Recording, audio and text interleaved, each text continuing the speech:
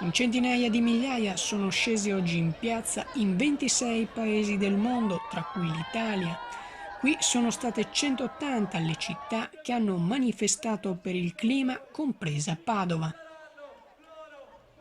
In 15.000 hanno invaso il capoluogo patavino, bloccandone le principali arterie viarie proprio per far capire l'importanza di questo sciopero.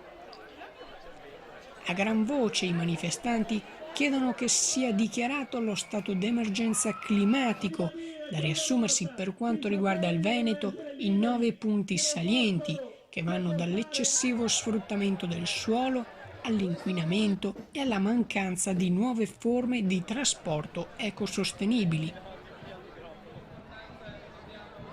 Oggi qui perché?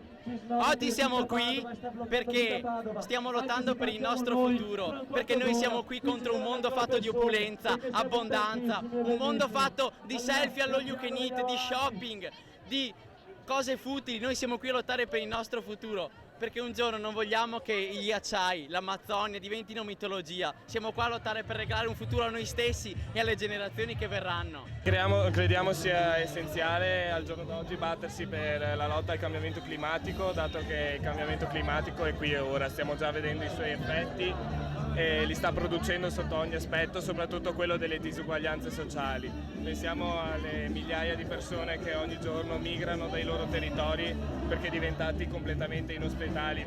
Oltre a questo siamo qui per chiedere dei cambiamenti reali, perché non si può continuare a parlare di banalmente Pedemontana, Valdastico, della TAV, di tutte queste grandi opere che distruggono il territorio, quando abbiamo dei problemi reali da affrontare, come banalmente Venezia. Il fatto che ancora al giorno d'oggi ci siano le grandi navi che passano in laguna è una follia, perché mette a rischio un sistema che è già in pericolo a causa dell'innalzamento dei mari. Questa è la terza manifestazione che faccio, perché non è possibile che non capiscono che abbiamo solo questo di pianeta, non ne abbiamo altri e bisogna rispettarlo, ma già da giovani, guarda quanti giovani ci sono oggi, bisogna farlo capire ai giovani e portarlo avanti. A scendere in piazza sono state soprattutto le nuove generazioni, anche con l'appoggio del Ministero della Pubblica Istruzione, che ne ha favorito la partecipazione, giustificandone l'assenza. Lungo il percorso del corteo non sono mancate le critiche al parcheggio della Prandina e al nuovo supermercato in via di costruzione all'imbocco di via Goito.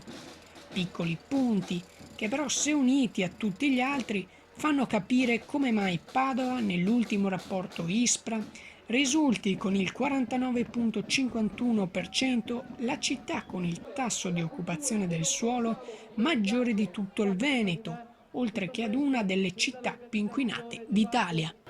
Sfishamar Channel News, Padova.